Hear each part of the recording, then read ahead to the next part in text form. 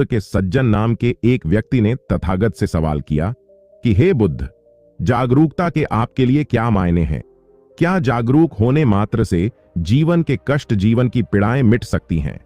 तथागत ने बड़ी ही सौम्य मुस्कुराहट के साथ उत्तर दिया कि जीवन के दुख, जीवन की पीड़ाएं एक स्वप्न की भांति होते हैं। जब हमारी आंख खुलती है तो स्वप्न विलीन हो जाता है, फिर कोई कष्ट, कोई पीड़ा जीवन में नजर नहीं आती है।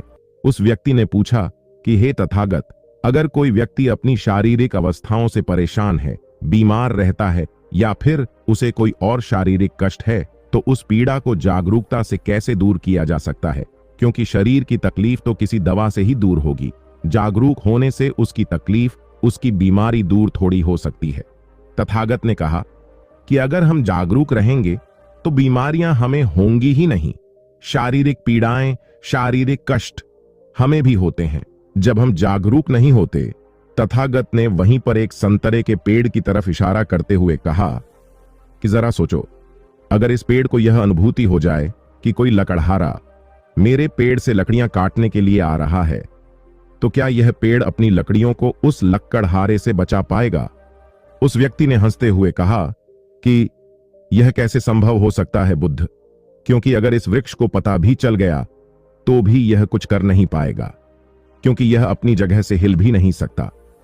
अपने अपने आप को उस लकड़हारे से बचाने के लिए इसे अपना स्थान बदलना पड़ेगा, और इसके लिए यह संभव नहीं है।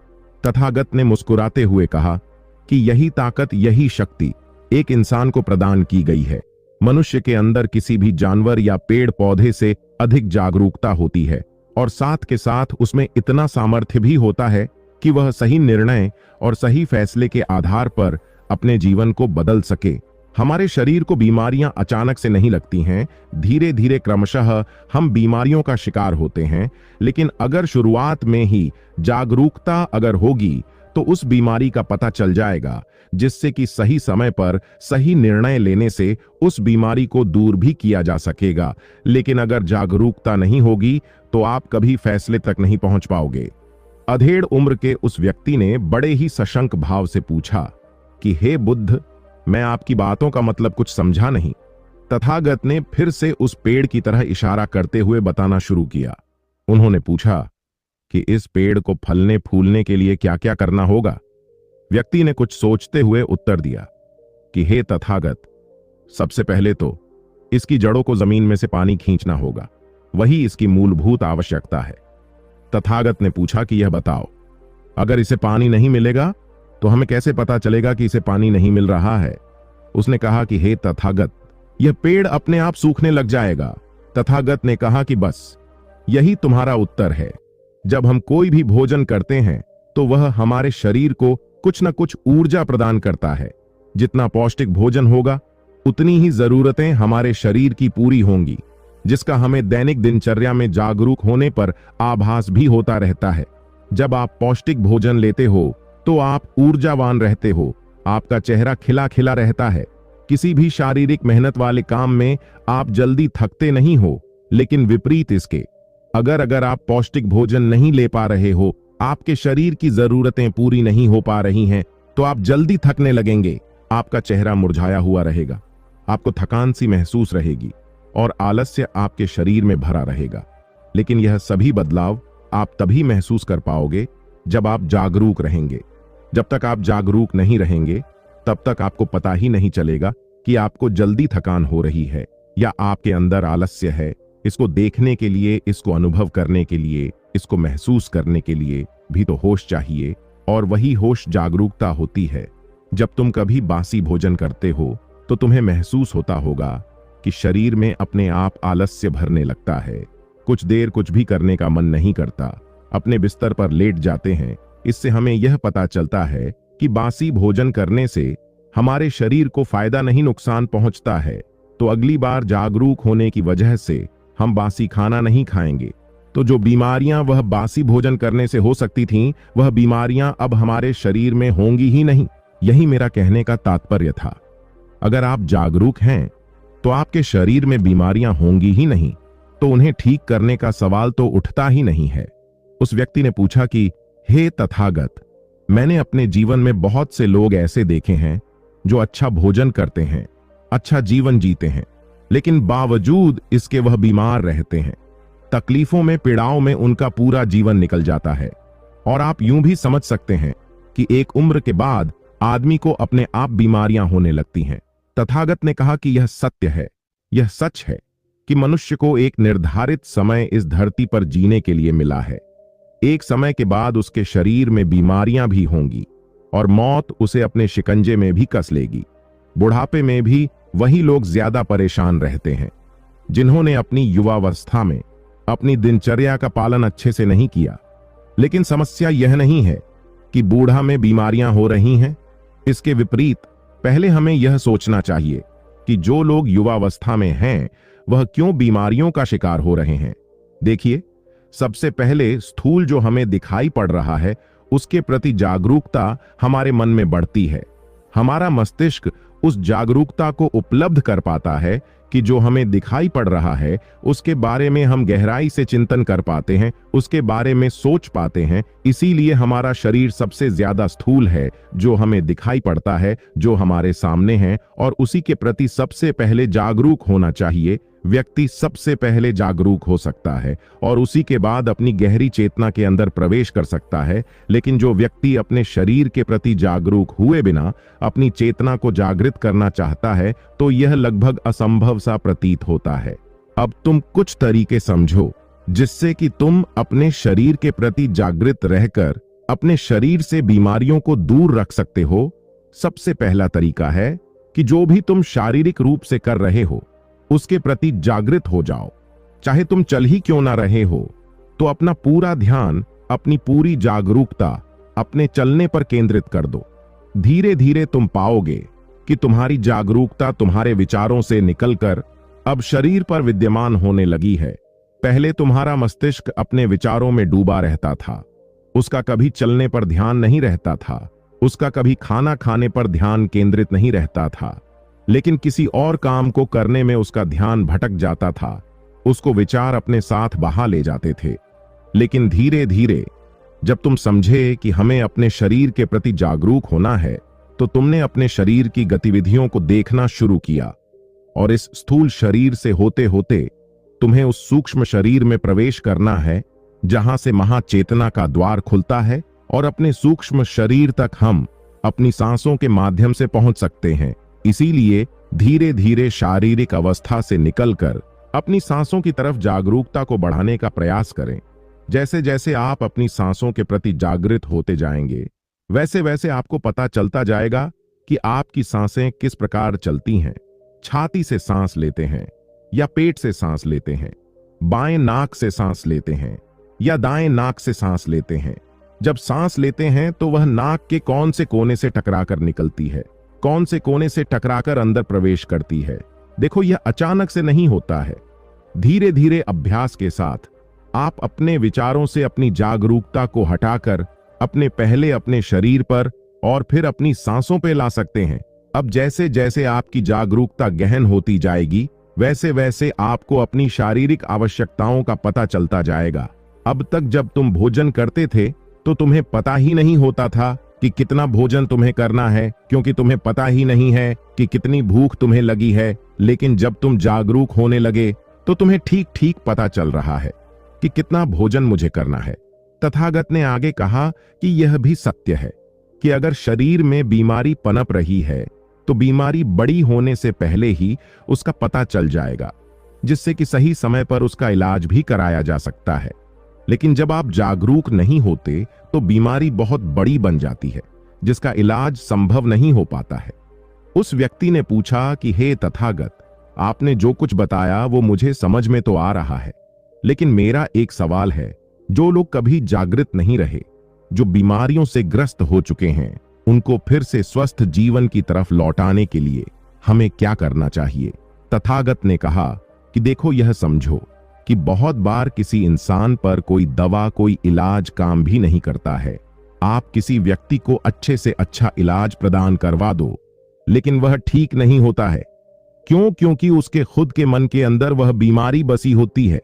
सबसे पहले तो जो उस बीमारी का डर होता है मन में बसा हुआ, उस डर को दूर करने का प्रयास करना चाहिए। धीरे धीरे एक बीमार व्यक्ति खुद से अपने आप अपने मन में यह बिठा लेता है कि तू बीमार है, कभी ठीक नहीं हो पाएगा, हमेशा जीवन ऐसे ही जीना पड़ेगा। और इसीलिए संताप, दुख, कष्ट और पीड़ाएं उसे चारों तरफ से घेर लेती हैं, जिससे कि निर्णय और फैसला लेने की ताकत धीरे धीरे उसके अंदर से खत्म हो जाती है, क्योंकि वह खुद अपने आप को दूसरों से हीन समझता है। अपने मन ही मन में सोचता है कि मेरी किस्मत खराब है, पूरी दुनिया स्वस्थ है, लेकिन मैं क्यों बीमार हो गया। और धीरे धीरे शंका के यह विचार उसके मन में गहरे होते जाते हैं, जिससे कि उसके मन में ईर्ष्या और भय का माहौल पनपता है। ऐसे व्यक्ति को क्रोध भी ज्यादा आने लगता है। तुमने अक्सर बुजुर्ग लोगों को देखा होगा, कहते हैं कि हमारी सेवा हमारा बेटा करता ही नहीं है।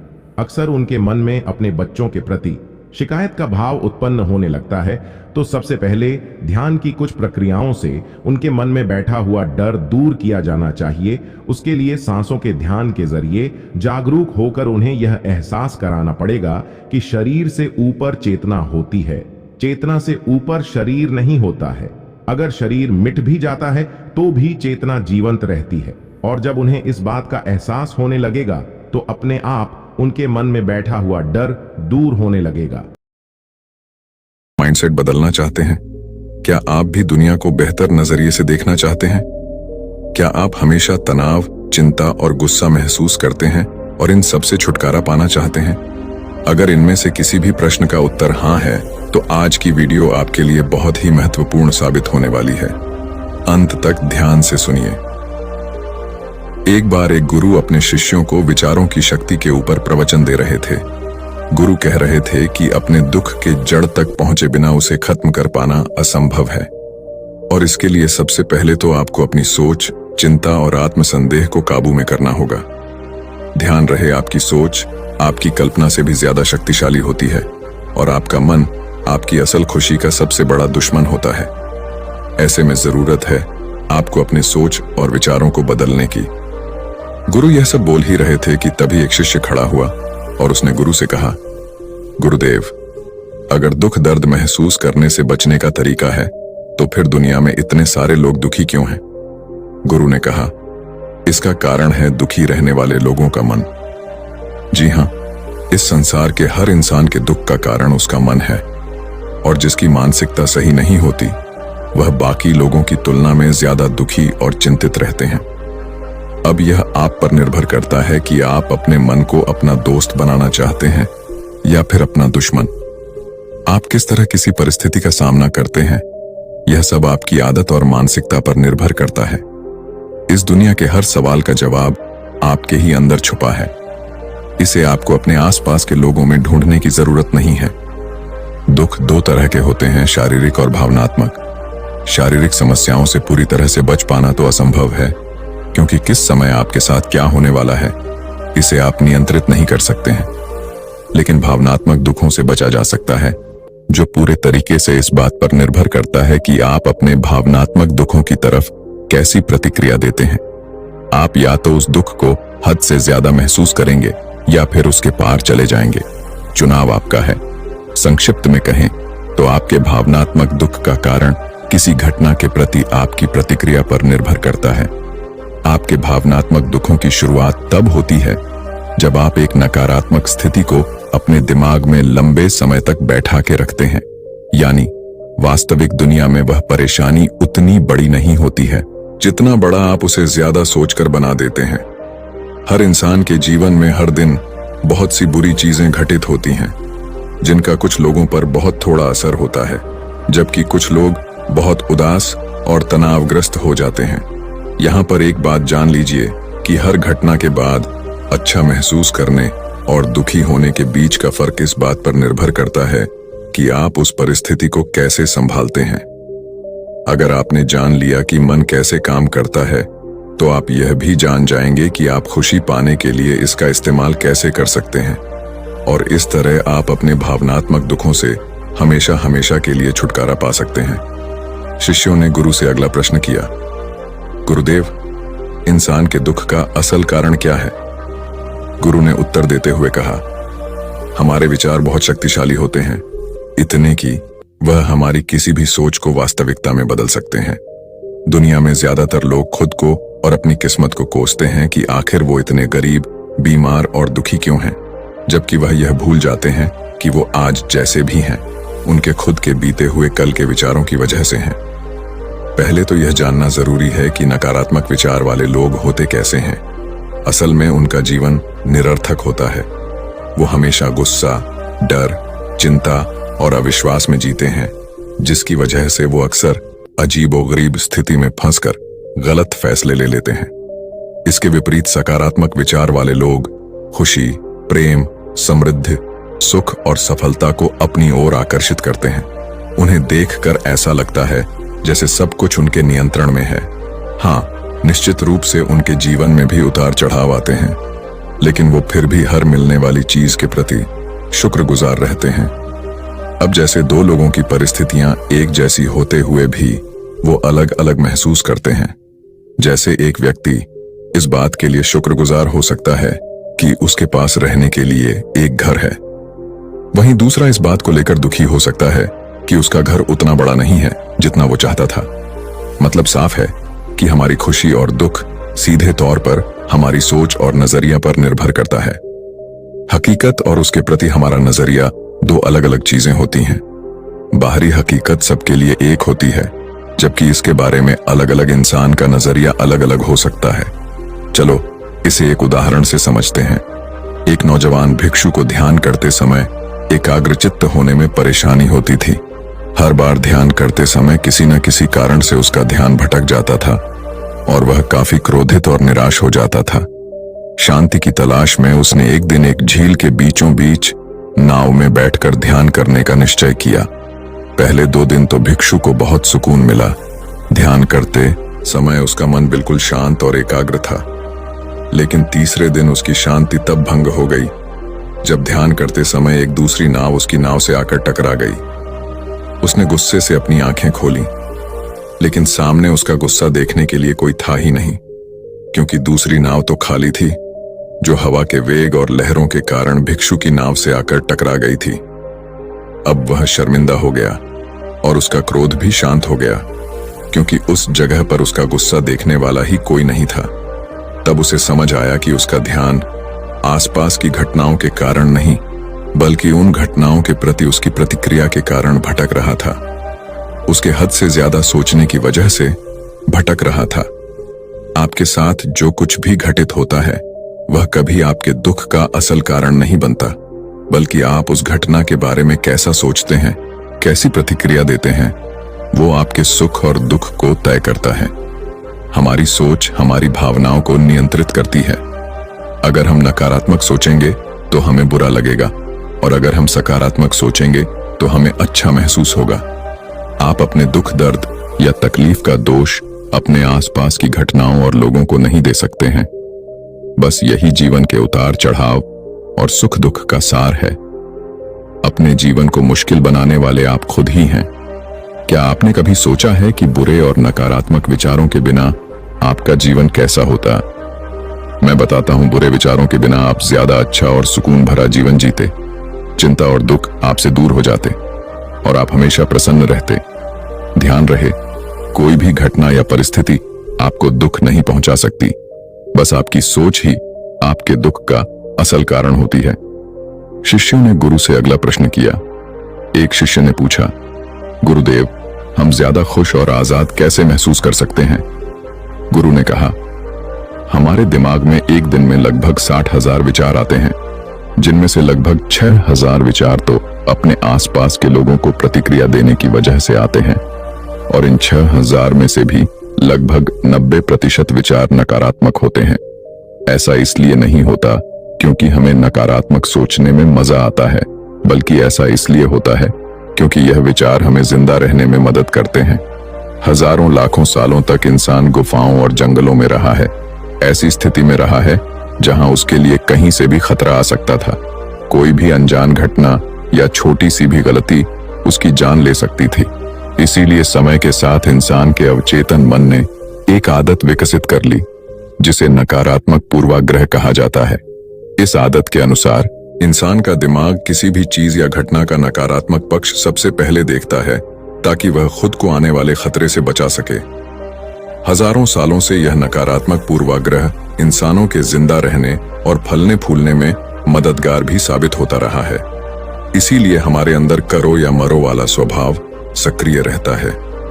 लेकिन आज के समय में यह नकारात्मक पूर्वाग्रह ज्यादा कारगर नहीं है, क्योंकि अब हम ऐसी दुनिया में नहीं रहते हैं जहां जिंदा रहने के लिए अब हमें संघर्ष करना पड़े। लेकिन फिर भी हमारे दिमाग का नकारात्मक पूर्वाग्रह वाला नियम हमें नकारात्मक पक्ष पर ध्यान देने के लिए मजबूर करता है और हमें खुश होने से भी रोकता है। अब समय आ गया है अपने नकारात्मक विचारों को छोड़कर दिमाग को आराम देने का। माना कि इंसानों के नकारात्मक पूर्वाग्रह वाले स्वभाव ने उन्हें सालों तक जिंदा रखा है, लेकिन अब अपने दिमाग को खुशी हासिल करने में अपनी मदद करने दीजिए। और यही वह समय है जहां आपकी चेतना जागृत होकर आपको बेहतर और पूर्ण महसूस करने में आपकी मदद करती है। इसी के जरिए अपने विचार और भावनाओं के प्रति ज्यादा जागरूक होकर दुनिया को बेहतर नजरिए से देखने का मौका मिलता है। बहुत ज्यादा सोचना भी इंसान के लिए घातक साबित हो सकता है। यह सिर्फ आपकी चिंता और निराशा को बढ़ाकर आपको नकारात्मक सोच की ओर धकेलता है और आप सुरक्षात्मक स्थिति में चले जाते हैं। इससे बचने के लिए आपको अपना हर क्षण खुशी से जीना चाहिए और थोड़ी देर के लिए सब कुछ भूलकर सिर्फ अपनी चेतना का उपयोग करना चाहिए। इस तरह आप खुश और आजाद महसूस करेंगे। तो फिर आज इसी क्षण से यह सोचना बंद कीजिए कि चीज कैसी होनी चाहिए और यह देखना शुरू कीजिए कि वह वाकई में क्या हो सकती है। शिष्यों ने गुरु से अगला प्रश्न किया, सोच और विचार में क्या अंतर है? गुरु ने कहा, सबसे पहले तो आपके लिए विचार और सोच के बीच के फर्क को समझना बेहद जरूरी है। विचार इस ब्रह्मांड की रचना है जो कि हमारे पास जन्म से ही होते हैं और इन्हें बनाने के लिए हमें किसी बाहरी ताकत या शक्ति की जरूरत नहीं होती है। हमारे मन में हर दिन हजारों विचार आते हैं जिनमें ज्यादातर समय हमारा कोई नियंत्रण नहीं होता है।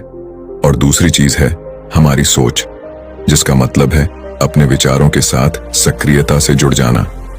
सोच के साथ आपके पास दो विकल्प होते हैं कि आप किसी भी विचार को या तो जाने दे सकते हैं या फिर उस विचार के साथ जुड़कर उसके बारे में और सोच सकते हैं।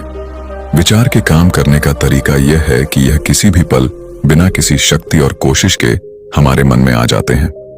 लेकिन सोचने की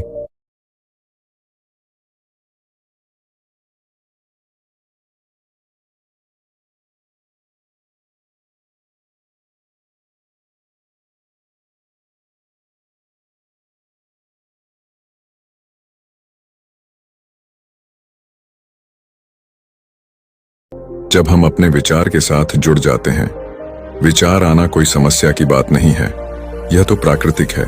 समस्या तो तब शुरू होती है जब आप इसके बारे में ज्यादा सोचना शुरू करते हैं। किसी भी चीज या स्थिति के बारे में आपके विचार कैसे हैं, उसी से आपकी भावनाएं बनती हैं। विचार और सोच तो संबंधित लेकिन पूरी तरह से दो अलग चीज हैं। इसीलिए अपनी भावनाओं के लिए अपने विचारों को दोष देना बंद कीजिए और अपनी सोच पर ध्यान दीजिए।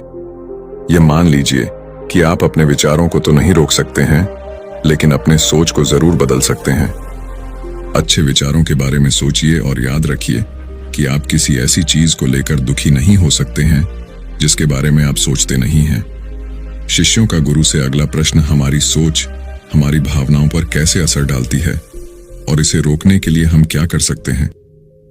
गुरु ने कहा, नकारात्मक भावनाएं आम तौर पर तब पैदा होती हैं जब आप किसी चीज के बारे में बहुत ज्यादा सोचते हैं।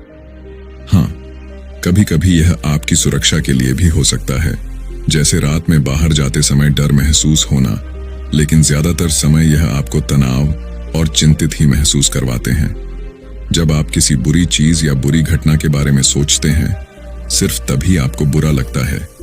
आप जैसा सोचते हैं वैसा ही महसूस भी करते हैं। ज्यादातर लोगों के दिमाग में यह भ्रांति है कि नकारात्मक सोच से दूर रहने से सब कुछ ठीक हो जाता है। वह मानते हैं कि जितने सकारात्मक विचार सोचेंगे उतने खुश रहेंगे, लेकिन ऐसा सोचना पूरी तरह से सही नहीं है। असल में अच्छा और खुश महसूस करने की चाबी है कुछ भी नहीं सोचना। आपको शायद विश्वास नहीं हो रहा होगा, तो आइए इसे एक छोटे से प्रयोग से समझते हैं। आप सब जरा अपने जीवन के सबसे खुशहाल पलों के बारे में सोचिए। अब उस समय अपने दिमाग में चल रहे किसी विचार को याद करने की कोशिश कीजिए। क्या आप उन्हें याद कर पा रहे हैं? मैं बताता हूं, नहीं कर पा रहे होंगे। आपको याद ही नहीं होगा कि आप उस क्षण क्या सोच रहे थे, क्योंकि उस समय आपके दिमाग में कुछ भी नहीं चल रहा था।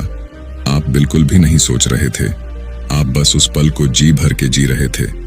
बात स्पष्ट है कि जब आप सोचना बंद कर देते हैं तो आप बस खुश रहते हैं, आप दोबारा से जी उठते हैं। इसीलिए याद रहे कि आपके दुखों की जड़ मन या नकारात्मक मानसिकता नहीं, बल्कि आपकी सोच है।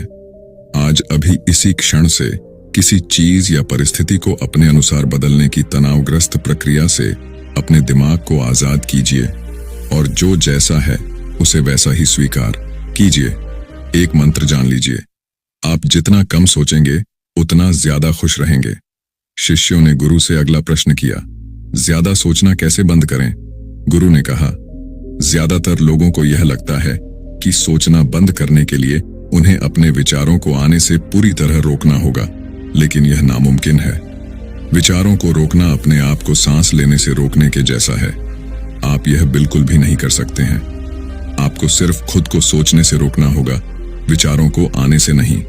विचारों को उठने से रोका नहीं जा सकता है। आप यह अंदाजा भी नहीं लगा सकते कि वो कब और कहां से आएंगे, लेकिन आप इनके साथ खुद को जुड़ने से जरूर रोक सकते हैं। विचार आया और चला गया, आपने उसके बारे में कुछ भी नहीं सोचा। इस तरीके से आप खुद को विचारों से अलग कर सकते हैं। हाँ, इसका यह मतलब भी नहीं है कि आप पूरी तरह से सोचना ही बंद कर दीजिए। मस्तिष्क सोने के लिए ही बनाया गया है और यह हमारे स्वभाव में होता है। आप वास्तव में तो सोचने से खुद को भी नहीं रोक सकते। तो सवाल यह है, फिर आप क्या कर सकते हैं? आप यह कर सकते हैं कि आप सोचने में लगने वाले समय को कम कर सकते हैं, और इस प्रक्रिया में पहला कदम जागरूक होना होता है। आपको यह जरूर पता होना चाहिए कि आपको कब खुद को ज्यादा सोचने से रोकना है। ज्यादा सोचने का सबसे आम लक्षण तनाव और असहज महसूस करना होता है। तनाव और असहजता जैसी भावनाएं आमतौर पर तब आती हैं जब आप किसी स्थिति के बारे में हद से ज्यादा सोचते हैं। जब भी आप खुद को कुछ ज्यादा ही सोचते हुए पाएं, तो तुरंत अपने आप को इससे अलग कर लीजिए। एक गहरी सांस लीजिए, अपने विचार से दूर हो जाइए और अपने दिमाग को शांत होने दीजिए। आइए इसे एक उदाहरण से समझते हैं। मान लीजिए कि आपके पास एक कटोरी गंदा पानी है। अब इस पानी को साफ करने के लिए आप क्या करेंगे? क्या आप इसे उबाल लेंगे या छान लेंगे? ज्यादातर लोग या तो इसे उबाल लेंगे या छान लेंगे, लेकिन इन सबसे आसान यह है कि आप अपने आप पानी की गंदगी को नीचे बैठने दीजिए, कटोरी को शांति से रख दीजिए। ऐसा करने से गंदगी नीचे जम जाएगी और पानी अपने आप साफ हो जाएगा। ठीक यही नियम हमारे दिमाग के लिए भी लागू होता है। ज्यादातर लोग अपने दिमाग को शांत, स्पष्ट और खुश करने के लिए मुश्किल रास्ता खोजते हैं, जबकि आसान रास्ता हमेशा हमारे सामने ही होता है। देखिए, नकारात्मक भावनाएं सिर्फ और सिर्फ सोचने की वजह से ही पैदा होती हैं। जब हमारा मन अशांत या परेशान होता है तो हम सोचने लगते हैं, जबकि ऐसी स्थिति में आपको शांति से बैठ जाना चाहिए और अपने दिमाग को शांत होने देना चाहिए, ठीक उस कटोरी के गंदे पानी की तरह। ध्यान रहे, जितना ज्यादा आप अपनी सोच से लड़ने की कोशिश करेंगे, उतनी ही आपकी भावनाएं मजबूत होती जाएंगी, खासकर नकारात्मक भावनाएं। इसीलिए अपने दिमाग को अपने आप शांत होने दीजिए। ऐसा हो जाने के बाद आप धीरे धीरे अपने विचारों को पहचानिए और उनसे दूर होते जाइए। अंत में आप एक ज्यादा स्पष्ट और शांत मन पाएंगे। ध्यान रहे, ज्यादा सोचने की आदत से कम सोचने और खुश रहने की आदत को अपनाने के दौरान तनाव बिल्कुल भी मत लीजिए। सोचना बिल्कुल सामान्य बात है, लेकिन इसमें बहुत समय बिताना हानिकारक है। इसीलिए अपने हर पल को ज्यादा से ज्यादा जीने की कोशिश कीजिए। सोचने में समय बर्बाद मत कीजिए। हमेशा याद रखिए कि शांति पहले से ही आपके अंदर मौजूद है।